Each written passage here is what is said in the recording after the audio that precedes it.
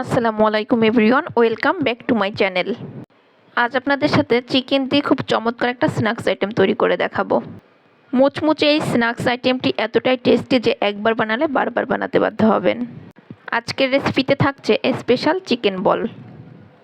এই চিকেন বলগুলো বানানো খুবই সহজ আর খেতে অনেক বেশি মজা। আশা করছি বরাবরের মতো আজকের রেসিপিটা আপনাদের কাছে ভালো লাগবে। ভালো লাগলে অবশ্যই লাইক, কমেন্ট, শেয়ার করবেন। তো চলুন কথা না বাড়িয়ে মূল রেসিপিতে চলে যাই। প্রথমেই আমার লাগছে চিকেনটাকে আমি আগে থেকে কিছুটা পানি দিয়ে তার সাথে লবণ আর কিছুটা আদা রসুন বাটা দিয়ে সিদ্ধ করে নিয়েছিলাম। তারপর আমি একটা কাঁটা চামচের সাহায্যে এগুলোকে ছাড়িয়ে নিয়েছি। আপনারা চাইলে হাত দিয়েও ছাড়িয়ে নিতে পারেন, কোনো সমস্যা নেই। এখন আমি এর ভিতর অ্যাড করে দিচ্ছি চালের গুঁড়া আর বেসন। আমি এখানে 1/4 কাপ করে চালের গুঁড়া নিয়েছি আর বেসন নিয়েছি। এরপর অ্যাড করে দিচ্ছি পেঁয়াজ কুচি। আমি এখানে 1/2 কাপের মতো পেঁয়াজ কুচি ব্যবহার করেছি। পেঁয়াজ কুচির পরিমাণটা একটু বেশি দিলে খেতে বেশি টেস্টি হয়। দিয়েছি কাঁচামরিচ কুচি আর দিয়ে দিচ্ছি আদা রসুন বাটা 1 চামচের মতো। এখন আমি এর ভিতর অ্যাড করে দিচ্ছি স্বাদ মতো লবণ। যেহেতু আমি চিকেনটা সিদ্ধ করার সময় লবণ দিয়েছিলাম, তাই একটু বুঝে সুঝে লবণটা ব্যবহার করতে হবে। 1/2 চামচ করে ব্যবহার করছি লাল মরিচের গুঁড়া, ভাজা জিরার গুঁড়া আর হলুদের গুঁড়া। তারপর সব কিছু দেওয়া হয়ে গেলে আমি হাত দিয়ে এটাকে খুব ভালো মতো মিক্স করে নিচ্ছি। কিছুটা মিক্স করে নিয়েছি। এখন দেখা যাচ্ছে যে এটা অনেকটাই ঝুরঝুরে, তাই আমি এর ভিতর কিছুটা পানি অ্যাড করে দিচ্ছি। আমি অল্প পরিমাণে পানি হালকা হালকা করে অ্যাড করে দেখে নিব কতটা লাগে। আমি এখানে সব মিলিয়ে 2 চামচের মতো পানি ব্যবহার করেছি। এরপর খুব ভালো মতো মেখে আমি ডোটাকে সেট করে নিয়েছি। এখন কিছুটা পরিমাণে ডো আমি হাতের ভিতরে নিয়ে চেপে চেপে গোলাকার শেপ দিয়ে নিচ্ছি। এই পর্যায়ে আমার একটা বল তৈরি করা হয়ে গিয়েছে। আমি আপনাদের সুবিধার্থে আরও একটা বল তৈরি করে দেখিয়ে দিচ্ছি।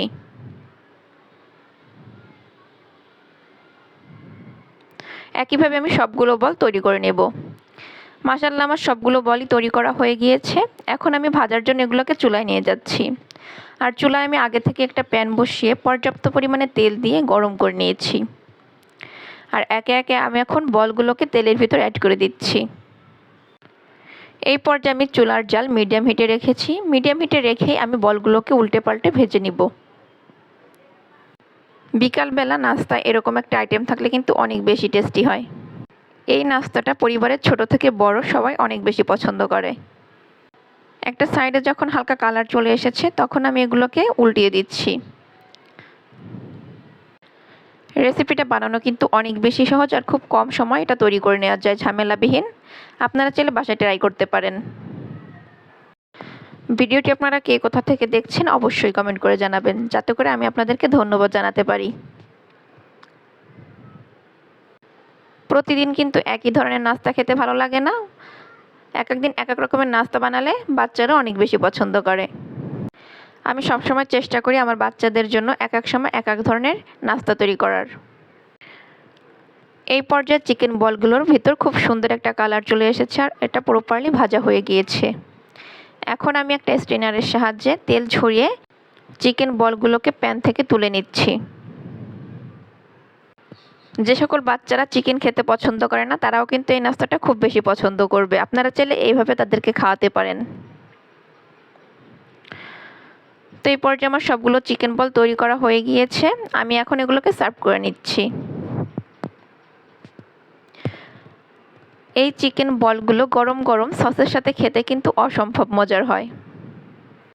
এটা কিন্তু অনেকটাই ক্রিস্পি আর অনেক বেশি টেস্টি। মাশাআল্লাহ, আমার ফ্যামিলির সবাই কিন্তু এই নাস্তাটা অনেক বেশি পছন্দ করেছে। আশা করি আপনাদের কাছেও অনেক বেশি ভালো লেগেছে। ভালো লাগলে অবশ্যই লাইক দিয়ে দিবেন আর বেশি বেশি করে শেয়ার করে দিবেন।